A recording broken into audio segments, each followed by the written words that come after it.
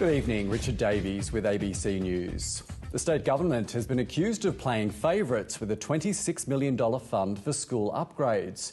It's a claim denied by the Education Minister, even though only sites in Labor-held seats are getting cash to pay for projects promised during the election campaign.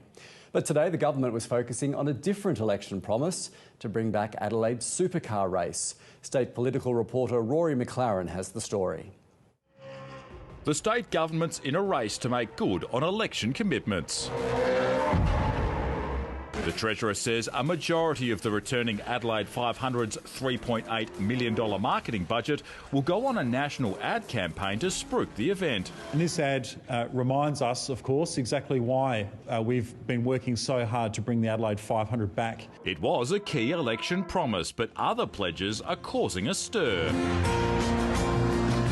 The state budget allocated $26.6 million for promised local school infrastructure upgrades. 19 projects were funded. All are in Labor-held seats. Just one is outside the metropolitan area. John Gardner was Education Minister until the election. It's pretty clear that Labor is playing favourites with school funding. It's quite a unique circumstance that you've got tens of millions of dollars announced in a budget for school upgrades, and every single dollar is being spent only in Labor seats. He claims his successor has bypassed schools in need of classroom upgrades identified on a statewide departmental priority list. For the government to just ignore that priority list when there is money across the forward estimates available for school upgrades is a disgrace. The current minister says the sites for upgrade were chosen following advocacy from local communities before the election. All the schools on the list that we are funding are schools that haven't had much financial support from state governments of Labor or Liberal persuasion for many years. As for the classroom upgrades flagged by the department under the former government,